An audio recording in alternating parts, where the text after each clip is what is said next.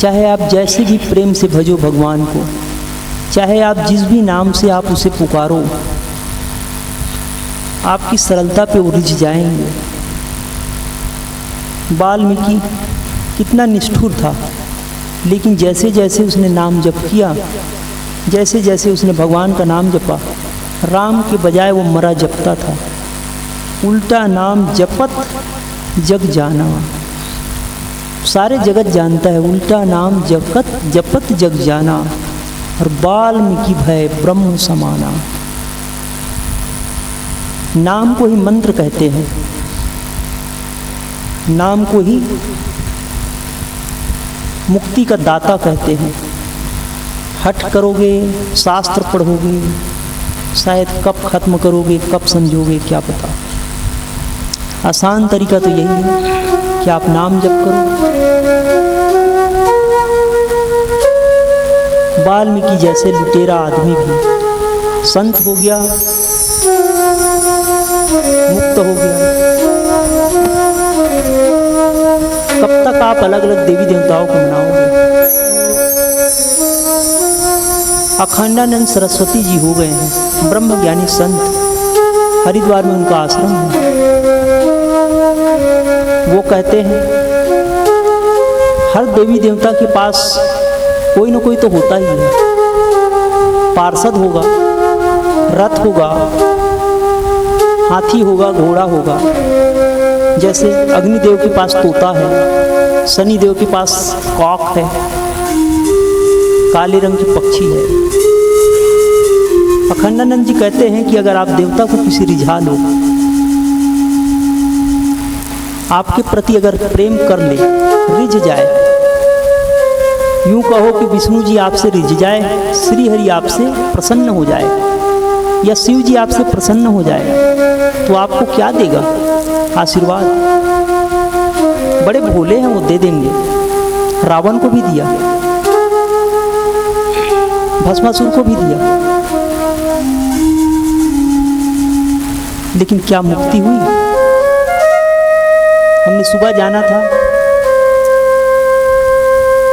कि दर्शन कर लेने मात्र से संभव ना होगा, इसके लिए हमारी इच्छाओं को छोड़ना होगा।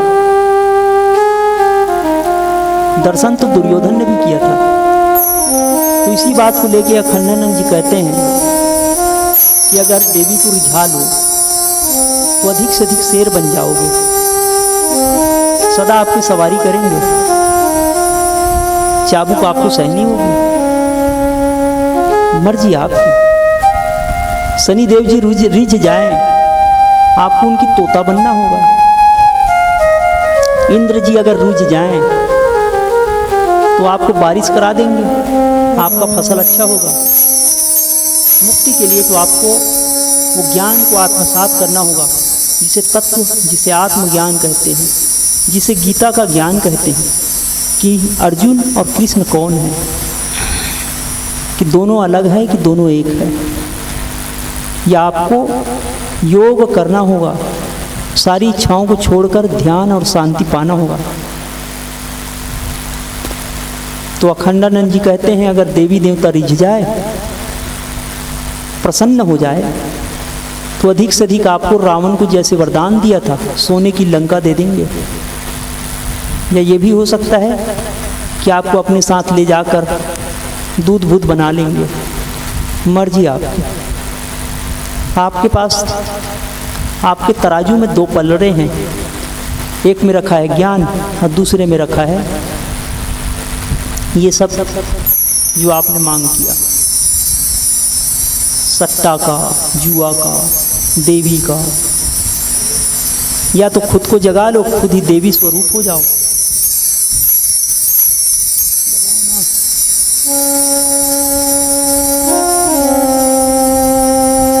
या तो खुद ही देवी स्वरूप हो जाओ। आपके पास तो ये देवी आती भी नहीं।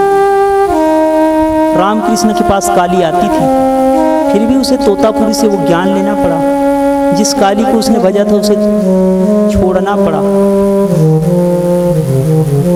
मर्जी आपकी। इसमें सहायक है गुरु नाम, इसमें सहायक होगा भगवान नाम। जिस भगवान को आप भजते हो उनका नाम। वाल्मीकि ने राम को भजा, राम स्वरूप हो गया, राम के ज्ञान को पा लिया।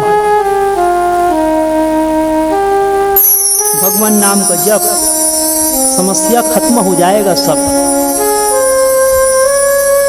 आप ये याद रखो, भगवान नाम का जप बोलो तो आप, समस्या खत्म हो जाएगा।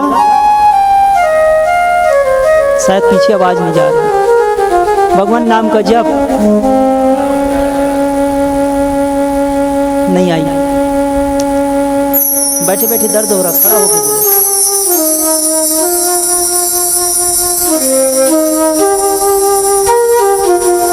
भगवान नाम का जप, बस ठीक, बैठ जाओ, आ गए।